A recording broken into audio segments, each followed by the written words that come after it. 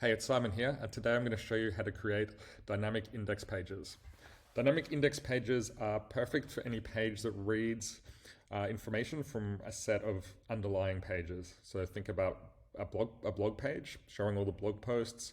It could be a product catalog page showing all the products, or even a staff page showing all the staff members. So there's a broad range of applications for this, and we call them indexes.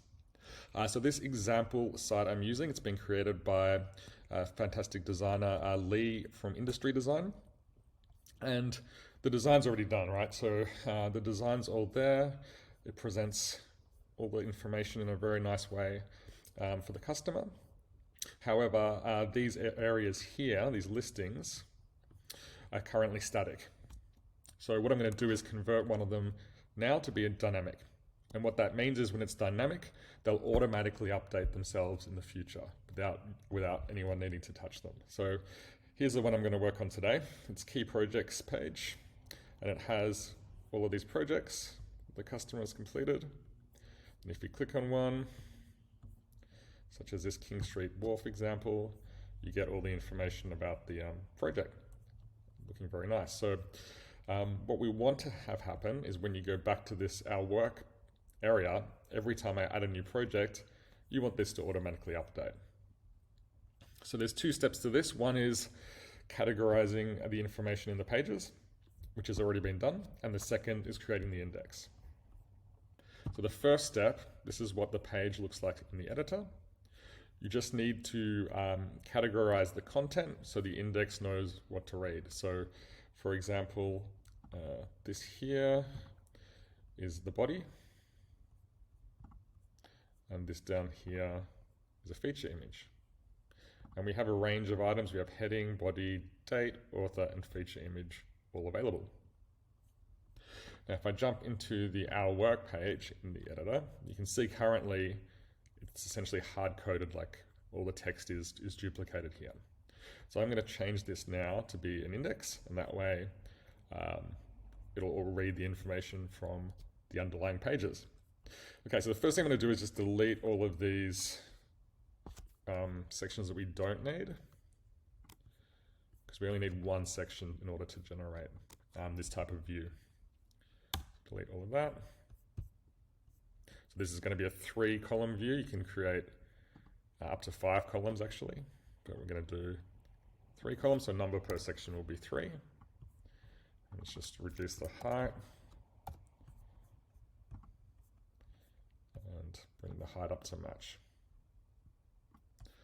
Okay, now I've set it to be an index section, which means I can categorize, set the content to read from those posts.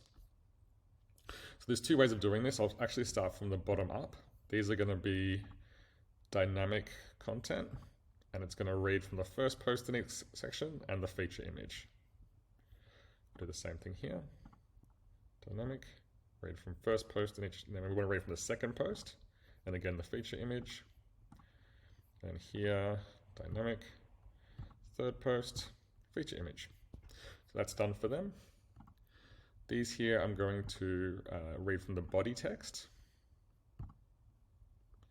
And I'm going to set the characters to 150. Same thing here. Second post, body text, 150. And third post, body text, 150. Now I'm going to use a more advanced feature for this top here, because there's bold formatting in here. I'm going to use what we call the post variables feature. And this is a more advanced option that allows you to really control how it looks. So I want to bold this. I can also have multiple variables in here. It's quite a powerful feature.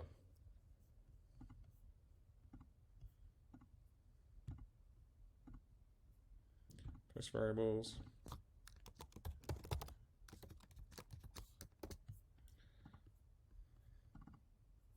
Sorry, I think I missed the second post there. Yep. Last one.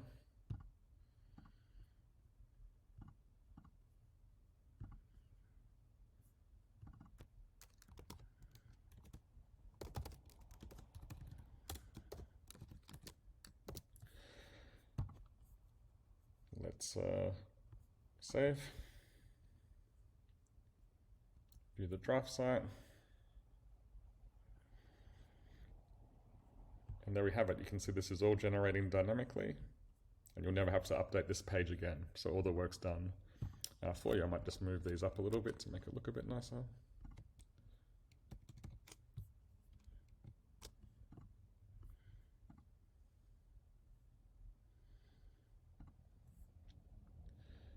And there you have a dynamic index section.